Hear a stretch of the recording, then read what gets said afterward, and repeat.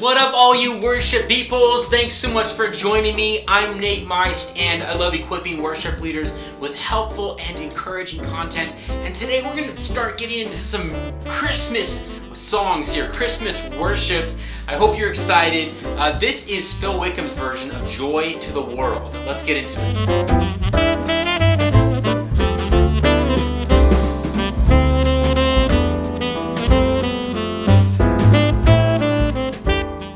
Christmas is right around the corner. I almost feel like I'm kind of late in releasing this video, but nevertheless, I think it's good to put some content out there that is relevant for you guys. And I know if you're a worship leader, you are getting heavily into Christmas music right now.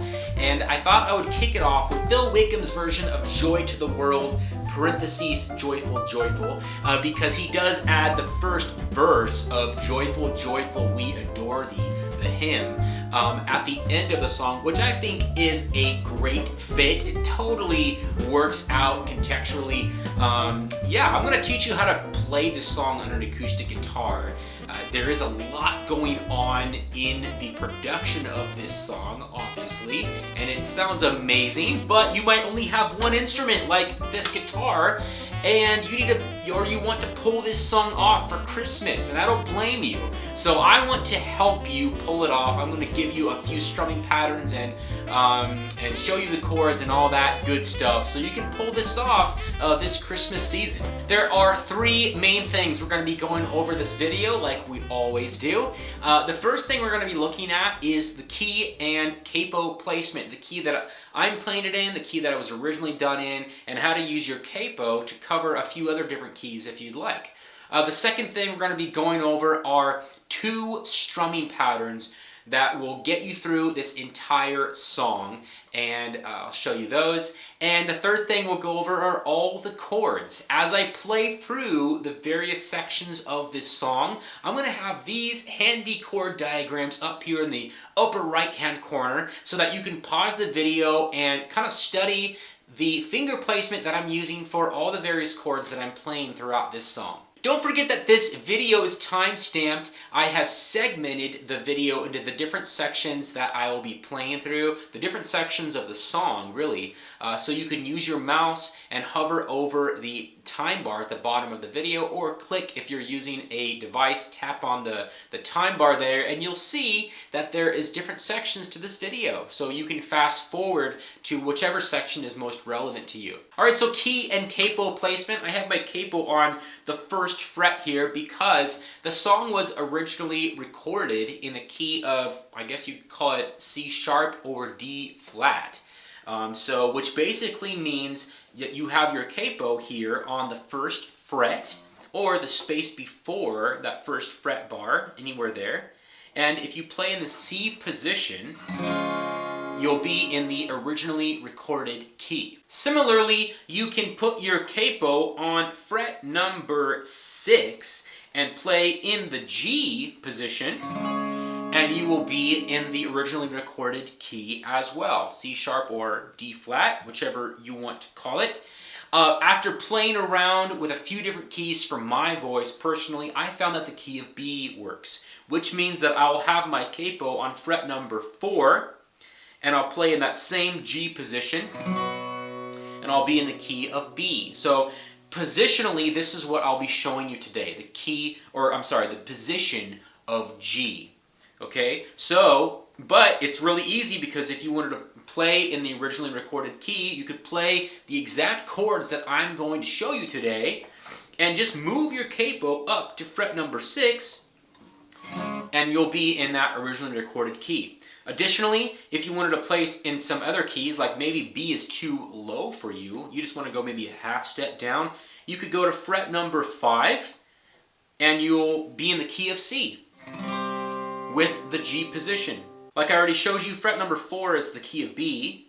If you go down to fret number 3, you'll be in the key of B flat or A sharp. If you go to fret number 2, you'll be in the key of A in the G position. And a fret number 1, you will be in the key of G sharp or A flat.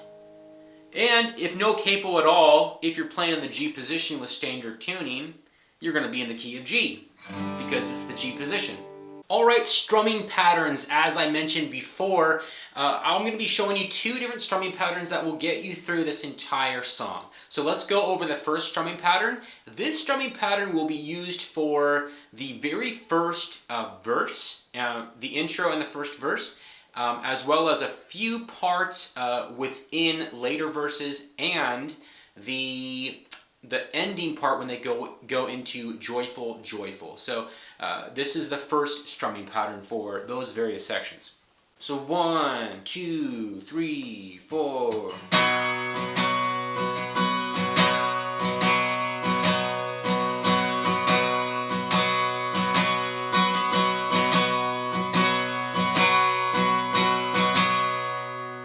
Now let's slow that down a little bit.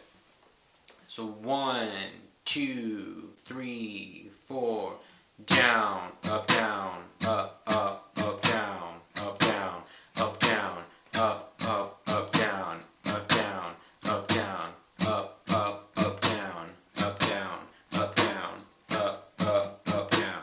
Strumming pattern number 2. This is going to be for all the parts that feel faster when that 4 in the floor kick drum comes in. Do, do, do, do, do. So this is going to be for all those more energetic parts. So 1, 2, 1, 2, 3, 4.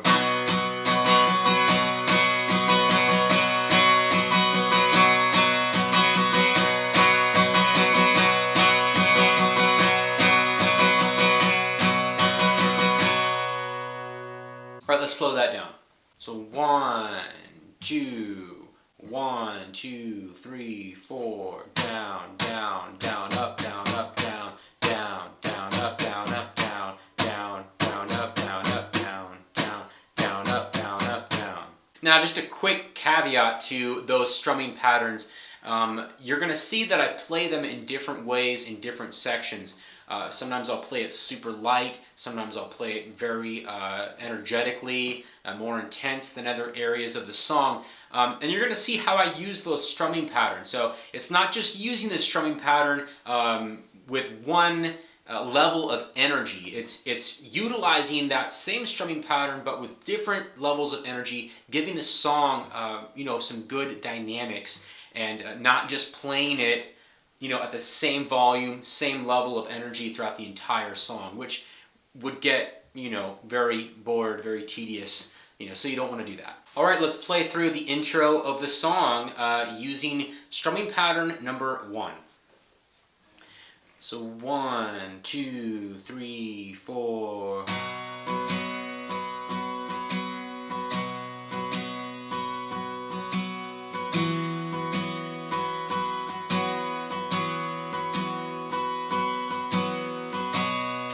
The first verse there. All right, verse 1. We're going to be continuing that same strumming pattern that we used for the intro. So 1, 2, 3. Joy to the world, the Lord is come. Let earth receive her King. Let every heart prepare him room, and heaven and nature sing, and heaven and nature sing, and heaven nature sing. Into the chorus there. All right, the first chorus. We're going to be using our strumming pattern number 2 now for this first one. So let's get into it. So 1, 2, 1, 2, 3, 4. We will sing, sing, sing. Joy to the world. We will sing, sing, sing.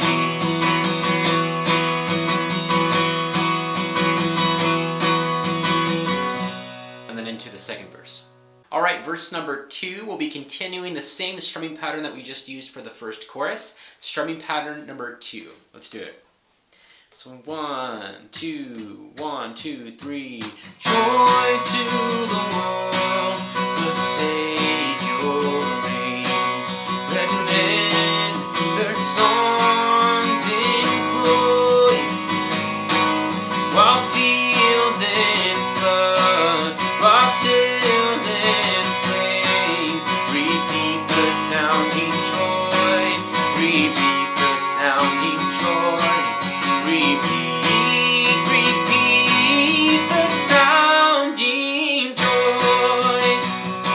the second chorus there. All right, here we are on chorus number 2. We're keeping that same strumming pattern number 2 going, but Phil Wickham jumps up an octave here singing. So let's hear what that sounds like. I'm going to probably play with a little bit more intensity. So 1, 2, 1, 2, 3. We will sing, sing, sing. Joy to the world. We will sing, sing, sing.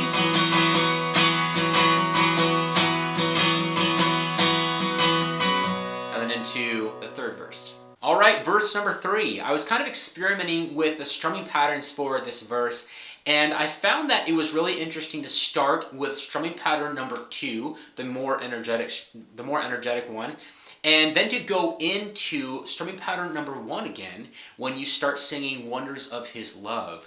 It just made the verse a little bit more interesting, and then it helped you appreciate the lift in energy when you get to chorus number 3. So I'm going to show you what this looks like now. So 1, 2, 1, 2, 3. He rules the world with truth and grace, and makes the nations prove the glories of His righteousness, and wonders of His love, and wonders of His love.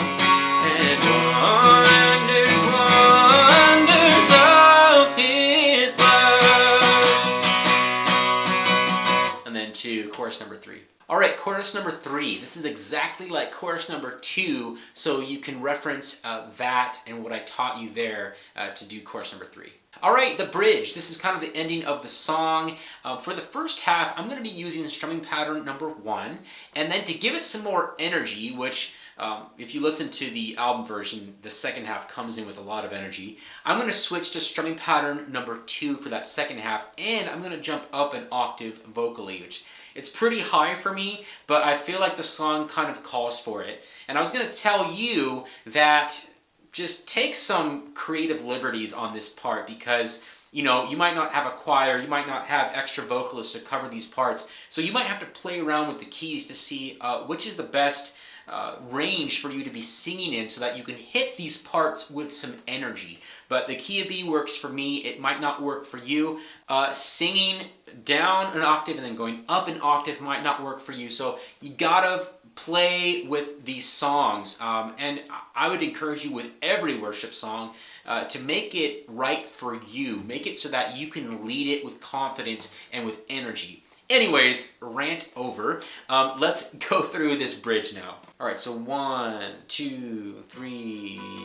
Joyful, joyful, we adore Thee, God of glory, Lord of love.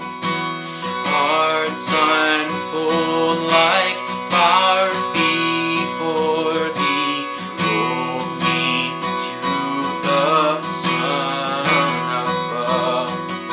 Joyful, joyful, we adore Thee, God of glory, Lord of love. Hearts unfold like flowers before Thee, hold me to the sun above. Yeah, that last bridge section, it's you can see right now, even as I played it, it's a little bit awkward, and I did my best, and I feel like if you were trying to stay true to the album format, you know, that might be the best way to go. But, you know, if you're not trying to stay true to that format, I would encourage you to mess around with how to end that song in the best way for your context and for your church, with your band, with your setup, and everything else. Mess around with it, like I said earlier, and make it right for you. Just a quick tip on strumming pattern number 2. You want to maintain consistency in how hard you hit those first 3 downstrokes when you go before the.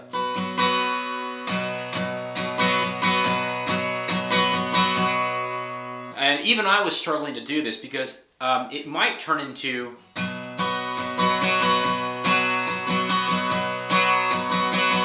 Which is a completely different style of strumming pattern. So to give it the same vibe that the song was originally produced with, I just wanted to encourage you guys to try to keep those first 3 downstrokes very similar in energy.